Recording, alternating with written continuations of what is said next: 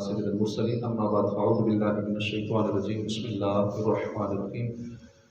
फरमान मुस्तफ़ा सल्लल्लाहु अलैहि व आलिहि वसल्लम, शब जुमा और रोज़े जुमा मुझ पर दुरूद की कसरत कर लिया करो। जो ऐसा करेगा क़यामत के दिन में उसका शफ़ी व गवाह बनूंगा। सल्लल्लाहु अलैहि हबीब सल्लल्लाहु अलैहि मुहम्मद सल्लल्लाहु अलैहि वसल्लम। बस मजबूरियाँ ऐसी हैं कि जिसमें रोज़ा ना रखने की इजाज़त है। रमज़ान वाला रोज़ा, बाकी तो नफली रोज़े हैं रखें, लेकिन रमज़ान के जो फ़र्ज़ रोज़े हैं, फ़र्ज़ रोज़ों में रियायत की गुंजाइश है। मगर ये याद रहे कि मजबूरी में रोज़ा मुआफ़ नहीं। जब वो मजबूरी ख़त्म हो जाए तो फिर उस रोज़े की क़ज़ा करनी होगी। अलबत्ता क़ज़ा का गुनाह नहीं होगा, जैसा कि बाहरी शरीयत में है। जिल्द अव्वल सफ़ा 1002 पर सूरह मुख्तार के हवाले से लिखा है, सफ़र और हमल और बच्चे को दूध पिलाना और मर्ज़ और बुढ़ापा और खौफ हलाकत और इकराह, यानी अगर कोई जान से मार डालने या किसी उज़्व के काट डालने या सख्त मारने की सही धमकी देकर कहे तो रोज़ा तोड़ डाल। अगर रोज़ादार जानता हो कि कहने वाला जो कुछ कहता है कर गुजरेगा, तो ऐसी सूरत में रोज़ा फासिद कर देना या तर्क करना गुनाह नहीं है। इकरा से मुराद यही। इसी तरह हालत इकरा में जो तलाक देते हैं, ये लोग ज़बरदस्ती भी तलाक दिलवाते हैं। किसी से कोई ऐसी अनबन हो जाए, तल्लुकात ठीक ना हो, तो ज़बरदस्ती उसको धमकियाँ दे के मार कुटाई करके जिस तरह तलाक दिलवाते, वैसे तलाक होती नहीं। हालत इकरा में तलाक भी नहीं होगी। उसने दे भी दी फिर भी तलाक नहीं होगी, क्योंकि वो हालत इकरा में थी, उसे धमकियाँ दे के तलाक ली। तो इसी तरह रोज़े का मामला हालत इकरा में, इसकी अगर कोई कहता है तोड़ दे और वाकई ऐसा है कि अगला मारेगा, उज़्व काट देगा, सख्त मार मारेगा, जान से मार डालेगा, तो इस हालत में रोज़ा अगर वो तोड़ेगा तो गुनाह नहीं होगा। इसी तरह नुकसान अकल ज़ाहिर होने का अंदेशा है और जिहाद, ये सब रोज़ा ना रखने के उज़र हैं। इन वजूह से अगर कोई रोज़ा ना रखेगा तो गुनहगार नहीं है। दौरान सफ़र भी रोज़ा ना रखने की इजाज़त है, लेकिन इसमें बहुत सारी मिसअंडरस्टैंडिंग्स हैं, गलतफहमियाँ पाई जाती हैं। वो हमें कंसेप्ट क्लियर होना चाहिए। लोग थोड़ा सा 2-4 घंटे का सफ़र करना हो तो रोज़ा छोड़ देते हैं। सफ़र की मिकदार भी ज़हन-नशीन कर लीजिए। सैयदी आला हज़रत इमाम अहले सुन्नत की तहकीक के मुताबिक शरन सफ़र की मिकदार 57.5 मील यानी 92 किलोमीटर है। जो कोई इतनी मिकदार का फासला तय करने की गर्ज से अपने शहर या गांव की आबादी से बाहर निकल आया, वो अब शरन मुसाफिर है। उसे रोज़ा कज़ा करके रखने की इजाज़त है और नमाज में भी वो कसर करेगा। मुसाफिर अगर रोज़ा रखना चाहे तो रख सकता है, मगर 4 रकात वाली फ़र्ज़ नमाजों में उसे कसर करना वाजिब है। नहीं करेगा तो गुनहगार होगा। और कसदन 4 पढ़ी और 2 पर क़ज़ा किया तो फ़र्ज़ अदा हो गए, पिछली 2 रकातें नफल हो गई, मगर गुनहगार और अज़ाब नार का हकदार है कि वाजिब तर्क किया, लिहाजा तौबा करे। नमाज का इआदा भी वाजिब है और 2 रकात पर क़ज़ा ना किया तो फ़र्ज़ अदा ना हुए और वो नमाज नफल हो गई। और जहालतन यानी इल्म ना होने की वजह से पूरी 4 पढ़ी तो उस नमाज का फेरना वाजिब है। यानी मालूमात ना होने की बिना पर भी आज तक जितनी नमाजें सफ़र में पूरी पड़ी हैं, उनका हिसाब लगाकर 4 रकाती फ़र्ज़ की जगह कसर की नीयत से 2-2 फ़र्ज़ लौटाने होंगे। हाँ, मुसाफिर को मुकीम इमाम के पीछे फ़र्ज़ 4 पूरे पढ़ने होते हैं। सुन्नतें और वितर लौटाने की ज़रूरत नहीं है। कसर सिर्फ ज़ोहर, असर और इशा की फ़र्ज़ रकातों में करना है। यानी इनमें 4 रकात जो फ़र्ज़ है उसकी जगह 2 रकात अदा की जाएगी। बाकी सुन्नतों और वितर की रकातें पूरी अदा की जाएंगी। दूसरे शहर या गांव में पहुंचने के बाद जब तक 15 दिन से कम मुद्दत तक क़याम की नियत थी, मुसाफिर ही कहलाएगा और मुसाफिर के अहकाम रहेंगे। और अगर मुसाफिर ने वहां पहुंचकर 15 दिन या उससे ज़्यादा क़याम की नियत कर ली तो अब मुसाफिर के अहकाम ख़त्म हो जाएंगे। जैसे लोग उम्रे पे जाते हैं, बाकी चीज़ें सीख लेते हैं कुछ ना कुछ, सफ़र के अहकाम नहीं सीखते। भाई वो सफ़र कर रहे हैं, वहाँ जाके कितने दिन मक्के में रहना है, कितने दिन मदीने में रहना है, उसी हिसाब से अपनी नमाज़ों का हिसाब किताब करना है। लेकिन तवज्जो नहीं होती। बहुत सारे ऐसे ज़रूरी मामला होते हैं। हज उम्रा करने वाले, हज पे जाने वाले, कितना आम फरीज़ा है, खर्चा भी ज़्यादा है, वहाँ जाके मिसअंडरस्टैंडिंग्स में पड़े होते हैं, आपस में लड़ रहे होते हैं, एक एक खैमे में चार चार जमातें हो रही होती हैं और आपस में बहस मुबाहिसे चल रहे होते हैं, मुनाजरे हो रहे होते हैं। मसला ये होता है कि मसले सीखे नहीं होते।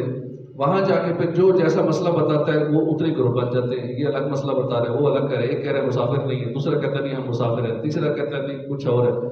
तो अजीब गरीब माहौल वहाँ मीना के खैमों में भी इस तरह का बना होता है। तो ये सारे मसाइल हमें पहले से सीख लेने चाहिए। हज करना है तो सारे मसले पहले सीख लें, उम्रा करना है तो उसके सारे मामला हम पहले से सीख लें। वहाँ जाके हम पूछ रहे होते हैं, बस कर वो झाड़ू देने वालों से पूछ रहे होते हैं कि ये मसला बताएं, तो सफाई करने वालों से, टाकी लगाने वालों से पूछ रहे होते हैं ये मसला बताएं। अब वो मुफ्ती थोड़े ही, बेचारा वहाँ काम करने गया हुआ है, उससे थोड़े शरीफ मसाइल का इल्म होगा, उम्र में ये हो जाए तो क्या करे। और टैक्सी वालों से मसले मसाइल पूछ रहे होते हैं। भाई जिसकी जो फील्ड है, टैक्सी वाले से ड्राइविंग के बारे में पूछें, जो उसकी फील्ड है उसके वाले से पूछें। तो जो जिस फील्ड का माहिर हो, हमें उस फील्ड उसी से वो बात पूछनी चाहिए। तो शरई मसाइल पूछने हैं तो किसी मुफ्ती से पूछने चाहिए।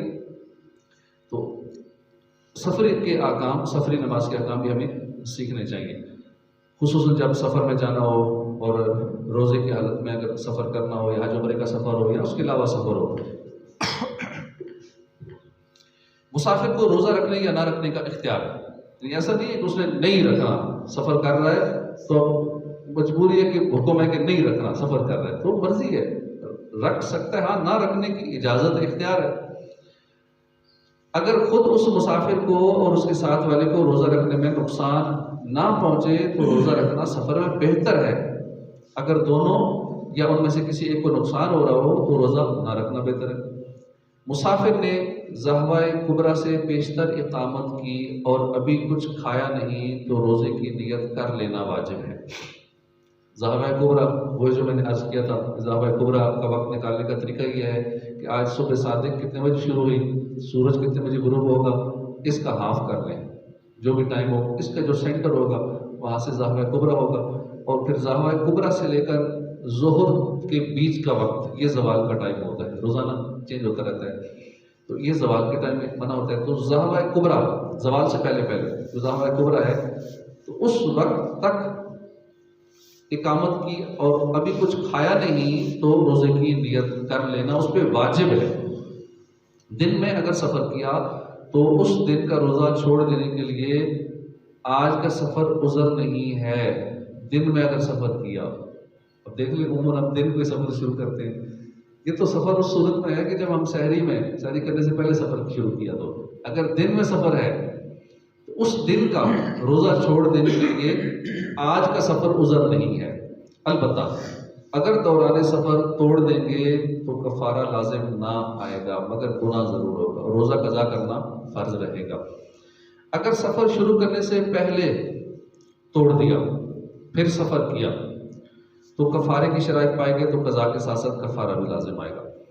अगर दिन में सफ़र शुरू किया, अच्छा कफ़ारा जो है ये किसी ने सवाल भी पूछा था, मैसेज भी व्हाट्सएप पे किया था, बस व्हाट्सएप पे इतने मैसेज आते दब जाते तो नहीं याद रहता।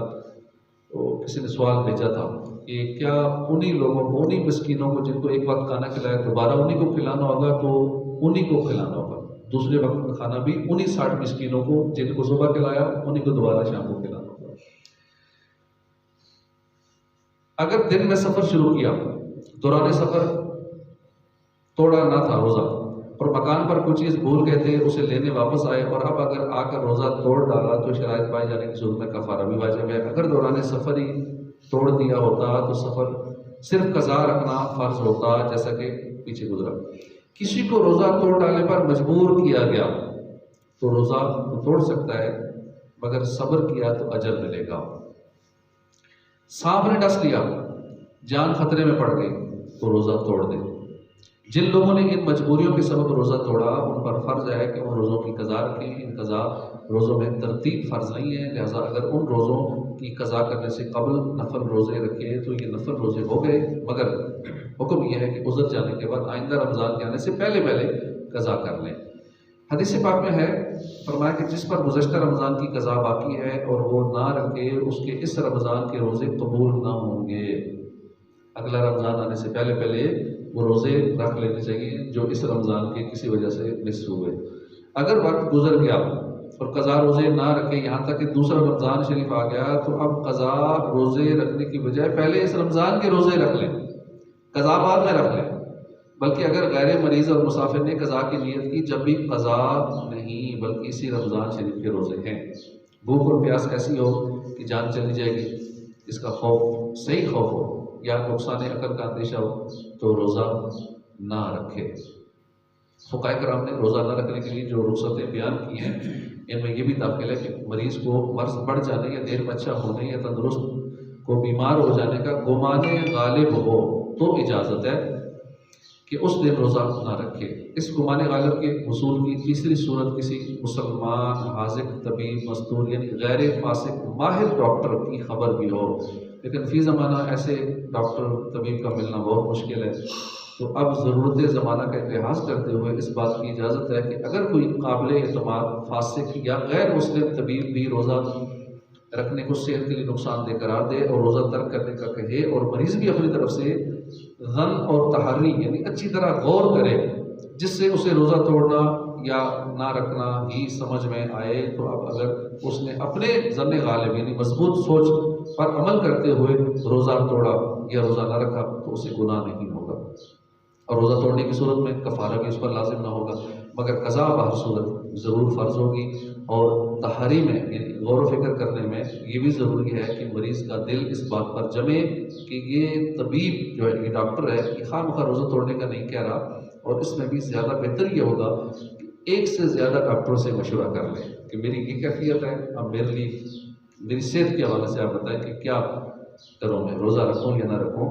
एक तो अपना भी ज़ने गालिब हो प्लस कुछ डॉक्टरों से मशवरा कर ले, उसके मुताबिक फिर रोज़ा अगर छोड़ना है तो फिर रोज़ा छोड़े। रोज़े की हालत में हैज़ या निफास शुरू हो गया तो वो रोज़ा जाता रहा, उसकी कज़ा रखे। फ़र्ज़ था तो कज़ा फ़र्ज़ है और नफल था तो कज़ा वाजिब है। हैज़ और निफास की हालत में सजदा शुक्र और सजदा तिलावत हराम है और आयत सजदा सुनने से उस पर सजदा वाजिब नहीं है। हैज़ या निफास की हालत में नमाज रोज़ा हराम है और ऐसी हालत में नमाज रोज़ा सही होते ही नहीं। नीस तिलावत कुरान या कुरान पाक की आयत मुक़द्दसा या उनका तर्जुमा छूना ये सब भी हराम है। हैज़ या निफास वाले के लिए इख्तियार है कि छुप कर खाए या ज़ाहिरन रोज़ादार की तरह रहना उस पर ज़रूरी नहीं है, मगर छुप कर खाना बेहतर है, खुसूसन हैज़ वाले के लिए। हमल या दूध पिलाने वाली औरत को अगर अपनी या बच्चे की जान जाने का सही अंदेशा है तो इजाज़त है कि उस वक्त रोज़ा ना रखे, खा दूध पिलाने वाली बच्चे की माँ हो या दाई हो, अगरचे रमज़ान मुबारक में दूध पिलाने की नौकरी इख्तियार की हो। इसी तरह जो बुज़ुर्ग हैं जिनकी उम्र ज़्यादा है, शेख फ़ानी कहते हैं इनको, यानी वो मुअम्मर बुज़ुर्ग जिनकी उम्र ऐसी हो गई है कि अब कमज़ोरी ही होगी, क्योंकि बुढ़ापे में कमज़ोरी बढ़ती ही जाती है, जो जो हम उम्र बढ़ती है हम कमज़ोरी की तरफ आते हैं, कमज़ोर होते ही जाएंगे। जब वो रोज़ा रखने से आजिज़ यानी मजबूर बेबस हो जाएं, यानी ना अब रख सकते हैं ना आइंदा उम्मीद है कि अब मैं ज़्यादा ताकतवर हो जाऊँगा, तो उन्हें अब रोज़ा ना रखने की इजाज़त है। लिहाजा हर रोज़े के बदले में फ़िदिया यानी दोनों वक्त एक मिस्कीन को पेट भर कर खाना खिलाना उस पर वाजिब है, या हर रोज़े के बदले एक सदका फ़ितर की मिक़दार मिस्कीन को दे दें। हर रोज़े के बदले में एक सदका फ़ितर, जैसे आजकल 300 रुपये है तो फ़ी रोज़ा 300 रुपया मिस्कीन को दे दें। अगर ऐसा बूढ़ा सदका फ़ितर की मिक़दार जो है कि 2 किलो में 80 ग्राम कम, 2 किलो में 80 ग्राम कम गेहूँ या उसका आटा, जो भी इसकी कीमत बनती है आजकल के हिसाब से 300 तय की उलमा ने। अगर ऐसा बूढ़ा गर्मियों में रोज़ा नहीं रख सकता तो ना रखे, सर्दियों में रख सकते हो सर्दियों में रख ले, सर्दियों में रखना उस पर फ़र्ज़ होगा। अगर फिदिया देने के बाद रोज़ा रखने की ताकत आ गई तो दिया हुआ फिदिया सदका नफल हो गया, उन रोज़ों की कज़ा रखें। फिदिया भी दे दिया, फी सदका फ़ितर 300 रुपये दे दिए, लेकिन फिर जिसम में ताकत नहीं आगे फिर रोज़ा रख सकते, फिर रोज़ा रखें, वो फिदिया जो है वो नफली सदका हो गया। ये इख्तियार है कि शुरू रमज़ान ही में पूरे रमज़ान के तमाम रोज़ों का एकदम फिदिया दे दें या आखिर में सारा इकट्ठा दे दें। फिदिया देने में ये ज़रूरी नहीं कि जितने फिदिये दिए हों उतनी ही मसाकीन को अलग अलग दें, बल्कि एक ही मिस्कीन को कई दिन के फिदिये एक साथ भी दिए जा सकते हैं। यानी 30 रोज़े नहीं रख सकते तो 30 रोज़ों के फिदिये इकट्ठे ही एक ही बंदे को, एक मिस्कीन को भी दे सकते हैं। इस तरह और भी सवाल से काफ़ी बड़े ज़रूरी अहकाम हैं, इंशाअल्लाह ज़ोहर में किसी और दर्स में सुनेंगे। अल्लाह पाक हमें इल्म दीन सीखने की तौफीक अता फरमाए। आमीन बिजाह नबी अमीन सल्लल्लाहु तआला अलैहि व आलिहि वसल्लम।